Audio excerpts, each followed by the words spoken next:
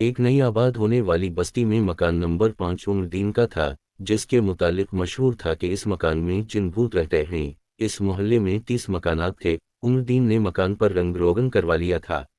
इतवार के दिन एक ट्रक में सामान आया। नए आने वाले किराएदार का नाम मुल्क हिदायत अल्लाह था। मुल्क साहिब ने दूसरे दिन एक गाय ज़बह करके तमाम गोशत पूरे मोहल्ले में तकसीम कर दिया। मुल्क साहिब बहुत सखी इंसान थे। गरीबों को खाना खिलाना, मुसीबत में हर एक की मदद करना, हर नेक काम में बढ़ चढ़ कर हिस्सा लेना मुल्क साहिब की खूबी थी। मुल्क साहिब दौलतमंद आदमी थे। वो इस गरीब मोहल्ले में सिर्फ इसलिए किराए पर आए थे कि वो गरीबों के काम आ सकें। चाहते तो किसी अच्छे इलाके में बेहतरीन मकान भी खरीद सकते थे। एक माह बाद रात के पिछले खा मुल्क साहिब के मकान की छत पर औरतों के रोने की आवाज़ें आने लगीं। पड़ोस के लोग डर गए। मुल्क साहिब के पास एक पिस्तौल और एक तोनाली बंदूक थी, मगर मुल्क साहिब ने जल्दबाजी का मुजाहिरा नहीं किया। मुल्क साहिब सोच रहे थे कि सिर्फ रात को ही भूत मकान की छत पर आकर शोर मचाते हैं। मकान के अंदर कमरों या सहन में क्यों घूमते फिरते नजर नहीं आते?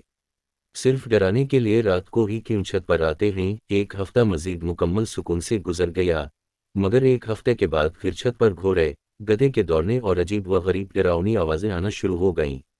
एक हफ्ता मुकम्मल खामोशी रही। मुल्क साहिब ने छत पर 2-3 टूटी फूटी लोहे की अलमारियां रखकर अलमारियों के पीछे 3 कुर्सियां भी रख दी। छत पर जब भी बड़ी बड़ी लाइट्स मुल्क साहिब लगवाते, दूसरे दिन ही वो टूट जाती और छत पर मुकम्मल अंधेरा ही रहता।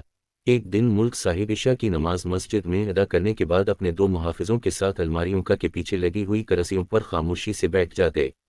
दाएं बाएं दोनों तरफ मुहाफिज और दरमियान में मुल्क साहिब बंदूक लेकर बैठ जाते। मुल्क साहिब ने मुहाफिजों को समझा दिया था कि गोली ना चलाना। 2 दिन गुजरने के बाद रात के पिछले खा इन्होंने एक साया छत की दीवार पर देखा।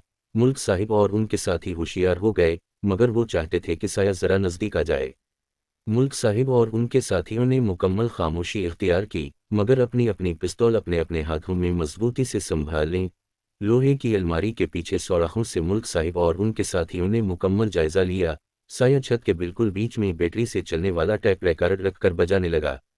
पहले आवाज़ कम, फिर आहिस्ता आहिस्ता बुलंद करता गया।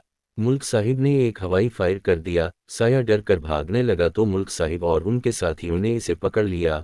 वो किसी जानवर की खाल पहने हुए थे और सर पर मसनूई सनग लगा रखे थे। मुल्क साहिब ने खुफिया लाइट्स रोशन की तो देखा कि वो कोई आदमी था। मुल्क साहिब ने इसे पकड़ लिया और नीचे कमरे में ले आए। वो आदमी थर थर कांप रहा था। मुल्क साहिब ने कहा, मैं तुमको जान से मार दूंगा, मुझे असल बात बताओ, तुम कौन हो और क्या चाहते हो? इसने हाथ जोड़ लिए और बोला, मैं आइंदा ऐसा नहीं करूंगा, मुझे मुआफ़ कर दें। इसने मजीद कहा, वो उम्रदीन का रिश्तेदार है और किसी बात पर इनसे लड़ाई चल रही है। हम ये मकान इससे किराए पर लेना चाहते हैं, लेकिन उम्रदीन की जिद है कि वो हमें नहीं देंगे, लिहाजा हमने उनके किराएदार भगाने का ये तरीका इख्तियार किया था।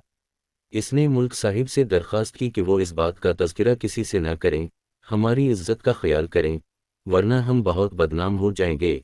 मुल्क साहिब ने कहा, तुम फ़िक्र ना करो, मैं किसी से भी इस बात का ज़िक्र नहीं करूंगा और तुम्हारा मसला हल करने की कोशिश करूंगा। मुल्क साहिब ने इसे घर जाने की इजाज़त दे दी। दूसरे दिन मुल्क साहिब ने उम्रदीन को बुलाया और इन्हें समझाया कि रिश्तों का एहतराम करना चाहिए। इत्तेहाद में बड़ी बरकत है।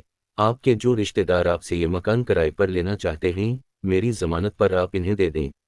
उसी गली में एक और मकान खाली हो रहा है, मैं वहां मुंतकिल हो जाऊंगा। अपने इस रिश्तेदार से इख्तिलाफ ख़त्म कर दें, उसी में अल्लाह बरकत देगा। दूसरे दिन मुल्क साहिब ने दोनों खानदानों को अपने घर बुलाया और इनकी सुलह करवा दी।